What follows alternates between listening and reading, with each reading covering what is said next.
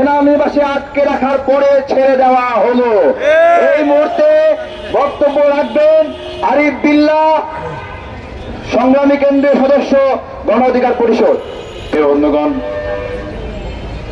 গণ অধিকার পরিষদ কর্তৃক আয়োজিত আজকের এই শহীদ মিছিল থেকে বলতে চাই, টানা আজকে আমরা প্রায় 4টি প্রোগ্রাম করছি অ্যাডভোকেট সাইফুল ইসলাম আরিফ ভাইয়ের হত্যাকাণ্ডের বিচারের দাবিতে। অত্যন্ত দুঃখের সাথে বলতে হয়, মুসলিম অধ্যুষিত দেশে আমরা বসবাস করি, কিন্তু মনে হয় না এটি মুসলিম অধ্যুষিত দেশ। মনে হয় আমরাই সংখ্যালঘু, মনে হয় আমরাই সেই সংখ্যালঘু। 8% সংখ্যালঘু হয়ে 32% চাকরি আদায় করে নেয়, আর আমরা বসে বসে আঙুল চুষি। পার্শ্ববর্তী রাষ্ট্র ভারত থেকে বলে এই দেশে নাকি সংখ্যালঘু নির্যাতন হয়।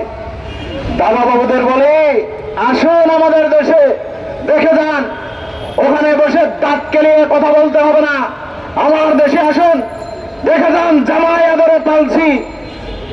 জামাইকে যেভাবে আদর করা হয় ঠিক সেইভাবেই পালছি, তার কোনো ব্যতিক্রম করছি না। গতকালকে ভারতের তৃণমূলের এক নেত্রী স্বপ্না ভাদুরী লাইভে এসে বলতেছেন বাংলাদেশে নাকি সনাতন ধর্মীদের উপর নির্যাতন নিপীড়ন চলছে, সে বাংলাদেশে আসতে চেয়েছিল, সেটি সে ক্যান্সেল করেছে। আমি স্বপ্না ভাদুরীকে বলতে চাই, তৃণমূলের সেই নেত্রীকে, আসুন আমার দেশে দেখে যান।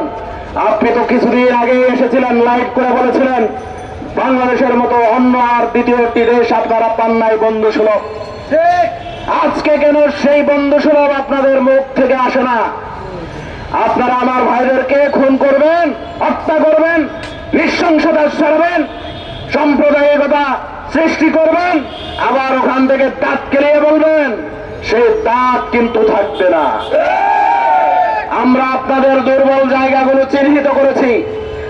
চিকন নেক থেকে শুরু করে 7 সিস্টার পর্যন্ত ভেবে রাখুন কোথায় কোথায় আঘাত করতে আমরা বাধ্য করবো আপনাদেরকে। সময় সুযোগ পেলেই আমরা সেদিকে নজর দেব। তাই আমার দেশের আভ্যন্তরিক বিষয় নিয়ে বেশি মাথা কামানি শুরু করেন না।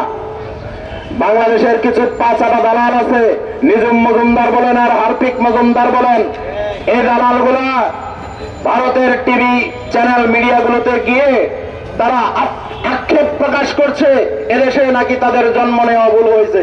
আরে বেটা, তুই তো এই দেশের বীজ থেকেই হস নাই। তোর বীজ ভারতের, তোর বীজ ভারতের, তুই আমার দেশের সন্তান হতেই পারস না। যদি হতি নিজম মজুমদার, তাহলে দেশপ্রেম থাকতো এবং সাম্প্রদায়িকতার যে উস্কানি, সেই উস্কানিতে তুই পা দিতি না।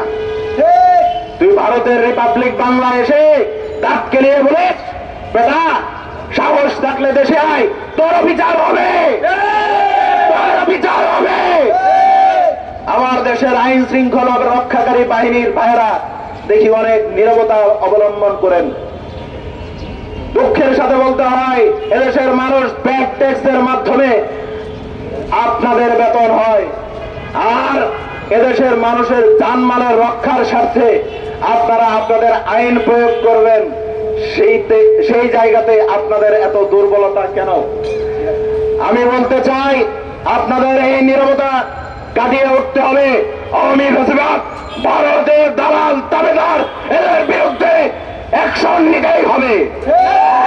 গত কয়েকদিন আগে দেখতে পেরেছি আমি পরাজিত শক্তি হঠাৎ করেই শাহবাগে তারা আবার একটি এমএনএম কোম্পানির নাম দিয়ে সমাবেশ করার নির্ণয় এঁকেছিল। রাতভর আইন শৃঙ্খলা বাহিনীর সাথে থেকে এই বাসগুলো ঢাকা থেকে নিরাপদে বের করে দিয়েছি এবং বলতে চাই, এরকম সহযোগিতা যদি আরো করতে হয়, আইন শৃঙ্খলা বাহিনীকে করার জন্য প্রস্তুত আছি। দেশের স্বার্থে, জনগণের স্বার্থে, মানুষের স্বার্থে যদি জীবন দিতে হয় প্রস্তুত আছি। রক্ত যখন দিয়েছি আরো দিব। রক্তের বন্যার মধ্য দিয়ে দেশকে স্বাধীন করেছি, সেই স্বাধীনতা রক্ষার স্বার্থে যদি আবার জীবন দিতে হয় সেই জীবন আবার দিব।